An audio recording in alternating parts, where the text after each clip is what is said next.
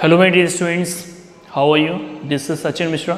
Today we are going to study an important topic from the chapter number 2, accounting for partnership firm fundamental, and that topic is interest on capital. How to calculate interest on capital of partners, यानी कि partners की interest on capital कैसे पता करेंगे, तो उससे related जो भी प्रोविजंस हैं और जिस तरीके से हम लोगों को उसको कैलकुलेट करनी होगी, तो एक बार चलो देख लेते हैं किस तरीके से करेंगे। वेरी इंपॉर्टेंट रहेगा ये, तो समझिएगा गौर से।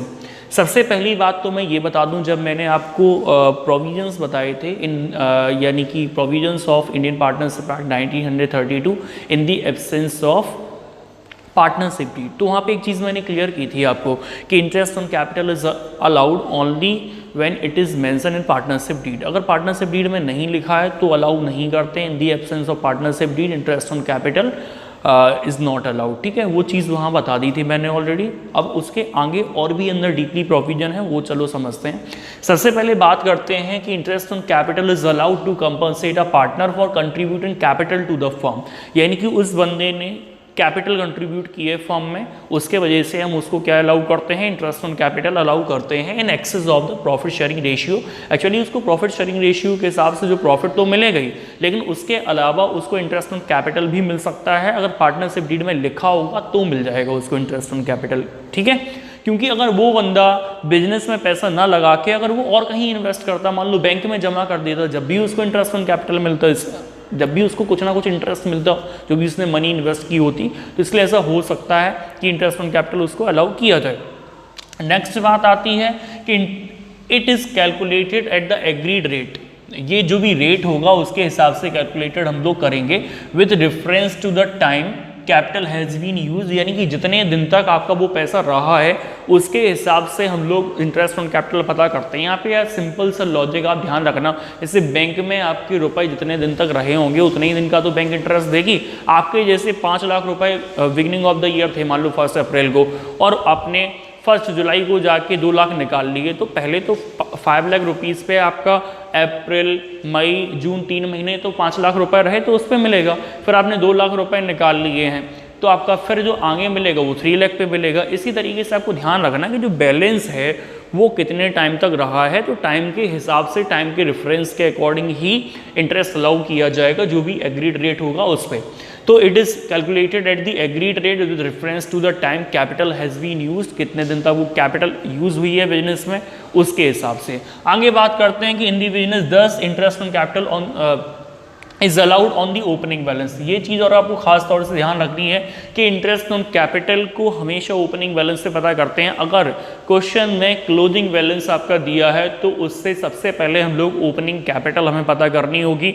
वो चीज़ अभी मैं बताऊंगा किस तरीके से ओपनिंग कैपिटल या फिर ओपनिंग बैलेंस हम लोग पता करते हैं। ठीक है, और आगे बात करते हैं इसकी। देखो हम समझ लेते हैं provisions relating to interest on capital. Interest on capital की कौन कौन सी सिचुएशन हो सकती हैं जो आपको क्वेश्चन में फेस करनी पड़ सकती हैं, तो उस कंडीशन में उनको समझते हैं। सबसे पहली सिचुएशन है कि when the partnership deed does not exist, जब पार्टनरशिप डीड ना हो, या फिर partnership deed does not provide for interest on capital, या फिर पार्टनरशिप डीड में इंटरेस्ट ऑन कैपिटल के बारे में ना लिखा हो। तो फिर किस तरीके से इंटरेस्ट ऑन कैपिटल पता किया जाएगा, तो उन्होंने कहा है अगर डीड में नहीं लिखा है या फिर डीड नहीं बनी है तो उस कंडीशन में कोई भी इंटरेस्ट ऑन कैपिटल अलाउ नहीं करते हैं। खास तौर से ध्यान रखो, क्योंकि ये तो आपका इंडियन पार्टनरशिप एक्ट 1932 ही बोलता है कि in the absence of partnership deed और a partnership deed exist but interest on capital does not provided in that, then interest on capital is not allowed, हम लोग अलाउ नहीं करते हैं। आगे बात बताई गई सेकंड, यानी कि when the partnership deed provides for interest on capital, जब पार्टनरशिप डीड में इंटरेस्ट ऑन कैपिटल के बारे में लिखा है but is silent on whether interest is charge और एप्रोप्रिएशन, तो बेटा हमेशा उसको एप्रोप्रिएशन हम लोग मानेंगे। अगर क्वेश्चन में इंटरेस्ट ऑन कैपिटल तो मतलब दिया है, ये नहीं माना गया कि उसको चार्ज अगेंस्ट प्रॉफिट माना जाएगा, एप्रोप्रिएशन ऑफ प्रॉफिट माना जाए, तो हमेशा एप्रोप्रिएशन ऑफ प्रॉफिट माना जाएगा। तो interest in capital is accounted as appropriation of profit, so interest on capital is allowed only there is profit. अगर फर्म को प्रॉफिट होगा जब ही अलाउ करेंगे, लॉस होगा तो अलाउ नहीं करेंगे। अब इसके अंदर बेटा ये 3 सिचुएशन हो सकती हैं, इन तीनों को जल्दी से हम एक एक करके समझते हैं। तो सिचुएशन 1 में क्या है कि इन केस ऑफ लॉस, अगर फर्म को लॉस हो रहा हो तो फिर, और एप्रोप्रिएशन जब हम मान लेते हैं इंटरेस्ट ऑन कैपिटल को, तो मैंने ऑलरेडी बता दिया था कि interest on capital is allowed only if there is profit. Profit के केस में ही अलाउ करेंगे। तो यानी कि लॉस हो गया तो लॉस के केस में interest on capital is not allowed, loss के केस में इंटरेस्ट ऑन कैपिटल हम लोग अलाउ नहीं कर सकते हैं।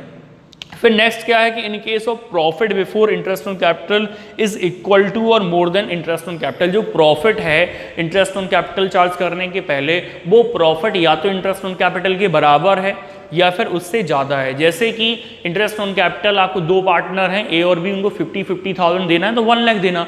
अब प्रॉफिट या तो 1 लाख है या प्रॉफिट 1 लाख से ज़्यादा है, तो कोई दिक्कत नहीं, तो हम उनको पूरा अलाउ कर देंगे। जैसे प्रॉफिट है 2 लाख और देना हमें 1 लाख, तो आराम से दे देंगे, कोई प्रॉब्लम ही नहीं है। तो इसलिए उन्होंने लिखा कि interest on capital is allowed at the agreed rate, यानी कि फुल अलाउ कर देंगे, नो प्रॉब्लम। लेकिन प्रॉब्लम जब आएगी थर्ड सिचुएशन में कि जब प्रॉफिट कम पड़ जाए, ठीक है। तो उन्होंने बोला कि profit before interest on capital is less than IOC. जब प्रॉफिट आपका इंटरेस्ट ऑन कैपिटल से कम हो, खास तौर से इसको आपको ध्यान रखना है, इसलिए मैं स्टार बनाए दे रहा हूँ इसमें। तो इसको ध्यान रखो क्योंकि यहाँ पे मिस्टेक कर देते हैं बच्चे, तो ध्यान रखो कि इंटरेस्ट ऑन कैपिटल अगर जो हम अलाउ करने वाले हैं वो कहीं ना कहीं यार प्रॉफिट से ज़्यादा है या फिर प्रॉफिट कम है, ये भी बोल सकते हो कि profit before interest on capital is less than IOC.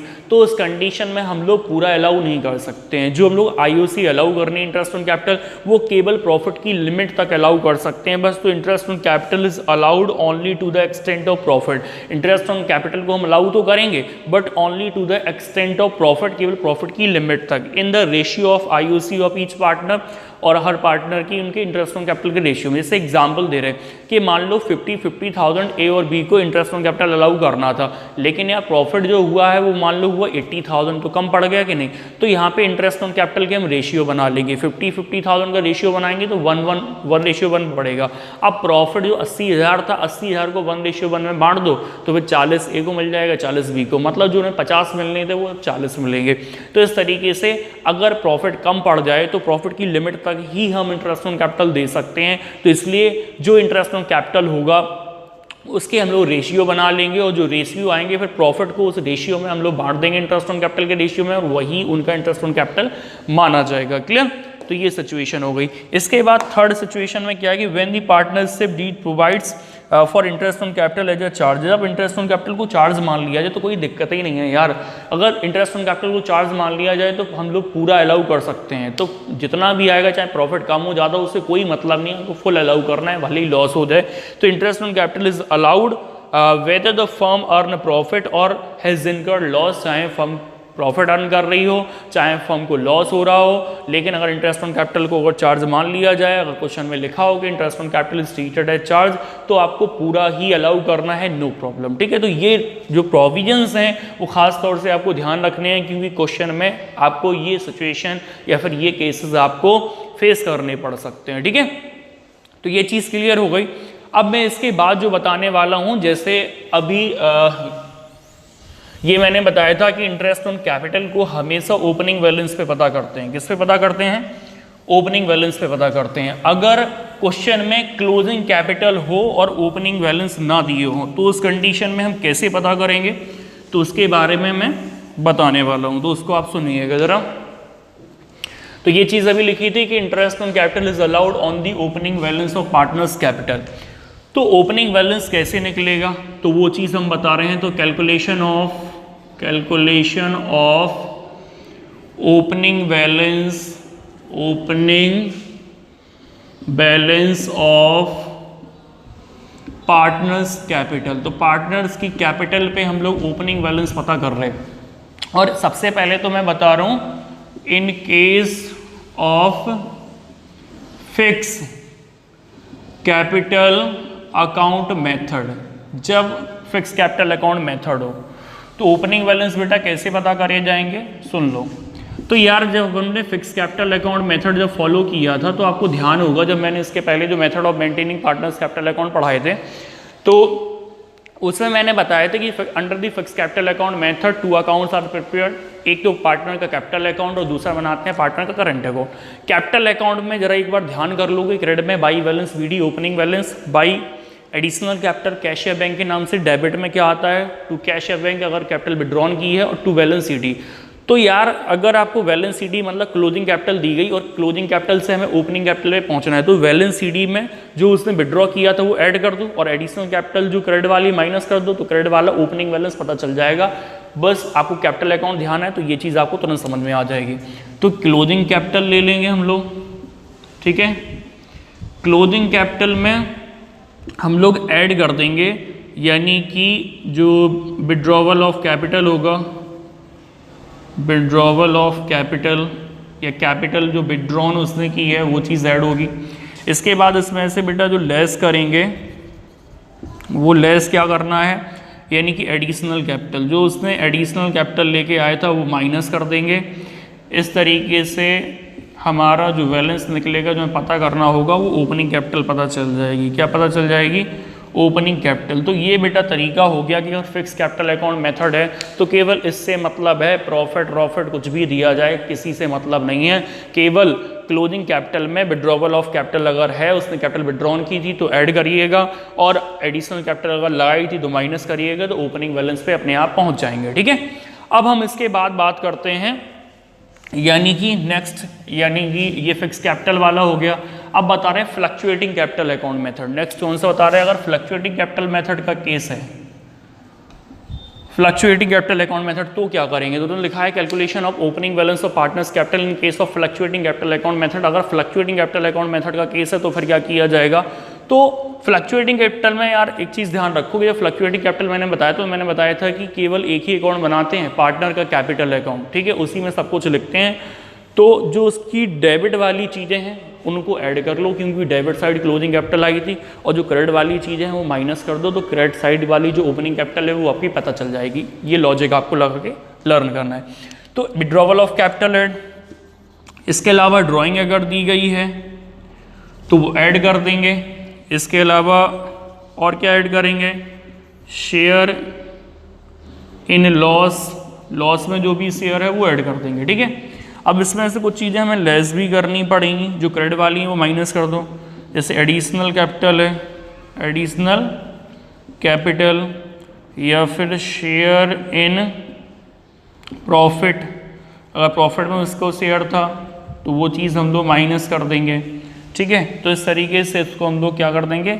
Minus कर देंगे। और अगर मान लो सैलरी कुछ चीज़ अगर मान लो ऑलरेडी उसको दे चुके हैं, जैसे सैलरी है, कमीशन अगर अलाउ कर चुके थे, तभी आपको ये चीज़ माइनस करनी है। और इसके बाद हम लोग जो बैलेंस निकालेंगे वो हमारा आ जाएगा ओपनिंग कैपिटल। क्या आ जाएगी? Opening capital. और जो ओपनिंग कैपिटल का बैलेंस आएगा, फिर आपको उसी ओपनिंग कैपिटल के बैलेंस पे इंटरेस्ट ऑन कैपिटल पता करना है, क्लोजिंग कैपिटल पे पता नहीं करना है, हमेशा ध्यान रखना है। तो इस तरीके से आप ओपनिंग कैपिटल पता कर लेंगे। तो ये हमारे इंटरेस्ट ऑन कैपिटल से रिलेटेड जो भी प्रोविजंस थे, जो भी रूल्स थे, वो मैंने सब बता दिए।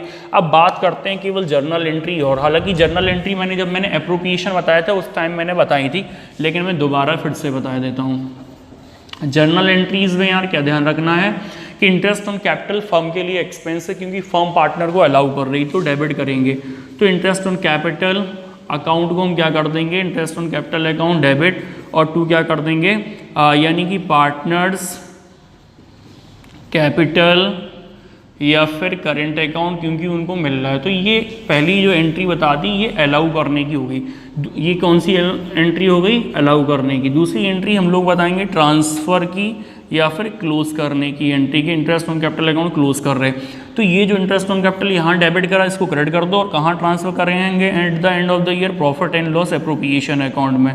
तो profit and loss appropriation account debit to interest on capital account, ठीक है। तो इस तरीके से ये दोनों एंट्री आपको ध्यान रखनी है।